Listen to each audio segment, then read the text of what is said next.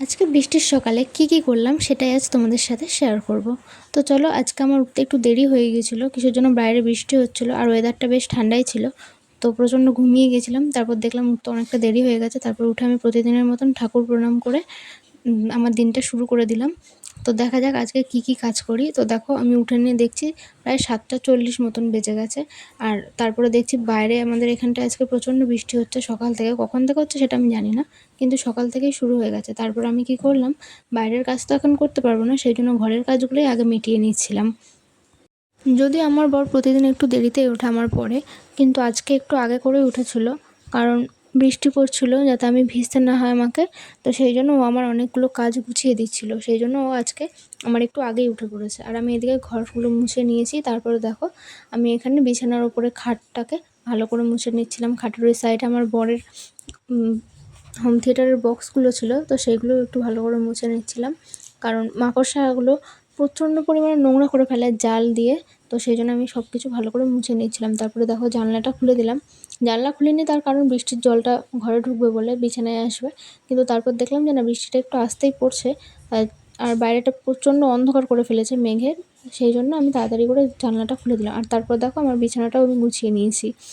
বিছানা গুছানোর ক্লিপটা নেওয়া হয়নি, তো সেই জন্য আমি একবারেই দেখিয়ে দিলাম। আর তারপর আমি ঘরেও ঝাড় দিয়ে নিয়েছি একবারে। ঘরের কাজগুলো সব গুছিয়ে তারপরে আমি আজকে বাইরের কাজটা করবো ভেবেছিলাম, কারণ বৃষ্টির পর যদি পায়ে নোংরা লেগে যায় তখন ঘরটাও নোংরা হয়ে যাবে।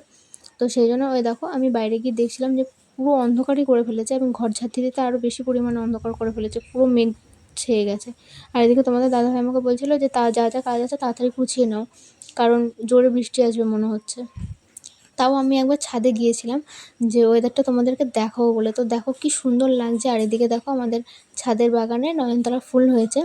গাছটা যদি 1 সপ্তাহ আগেই বসানো হয়েছে, কিন্তু অনেকটাই বড় হয়ে গেছে। আর এটা দেখো, এটা হচ্ছে ড্র্যাগন গাছ। আর এটা হচ্ছে ড্র্যাগন ফুল হয়েছে, যেহেতু এটা আমাদের গাছ নয়, এটা আমার কাকি শাশুড়িদের গাছ। আর এখানে দেখো, এটা হচ্ছে ড্র্যাগনের ফুল। আমি জানি না, অনেকেই হয়তো দেখেছো বা অনেকেই দেখোনি, তো দেখে নাও, এটা হচ্ছে ড্র্যাগনের ফুল আর ওটা ফলটা হয়েছে। আর এদিকে আমি আবার নিচে নেমে এসে আমার বাইরের কাজগুলো করে নিচ্ছিলাম। আমাদের নতুন ঘর এটা, তার জানালা না যদিও, এটা পর্দার মতন টাঙিয়েছিলাম আমরা, তো সেটা আমি গুছিয়ে নিচ্ছিলাম। আর তারপরে দেখো, তোমাদের দাদাভাই খাওয়ার জল আনতে চলে যাচ্ছিলো। আর আমাদের এখানে রাস্তাটা দেখো, এত পরিমাণে কাদা বলার মতন নয়, যার জন্য আমরা বৃষ্টির দিনে বাইরেই বেরোই না বাড়ি থেকে।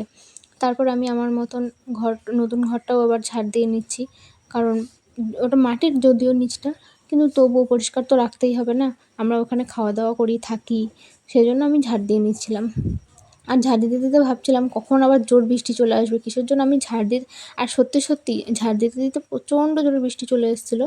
তো দেখতেই পাচ্ছ তোমরা, একদম মুষলধারে বৃষ্টি হচ্ছিলো। তারপর আমি বাইরেটাও আবার ঝাড় দিয়ে নিচ্ছিলাম। আবার আমি ঝাড় দিতে দিতে তোমাদের দাদাভাইও চলে এসেছিলো কল থেকে জল নিয়ে। আর ও বলছিলো যে তাড়াতাড়ি করে কাজগুলো গুছিয়ে নাও, নাহলে ভিজে যাবে।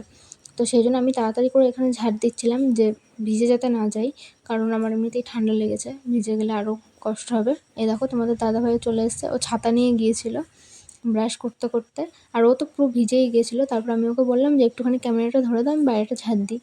তো তারপরে আমি বাইরেটাও ঝাড় দিয়ে নিয়েছি, আর তারপরে আমি ব্রাশ করে নিয়েছি। আর ব্রাশ করতে করতে গেছিলাম একটুখানি আমাদের পুকুর ধারে। তো দেখো, পুকুর ধারের ওয়েদারটা এত সুন্দর, আমি ছাতা নিয়েই গেছিলাম। আর তারপরে কিসমিসকে আজকের ভিডিওটা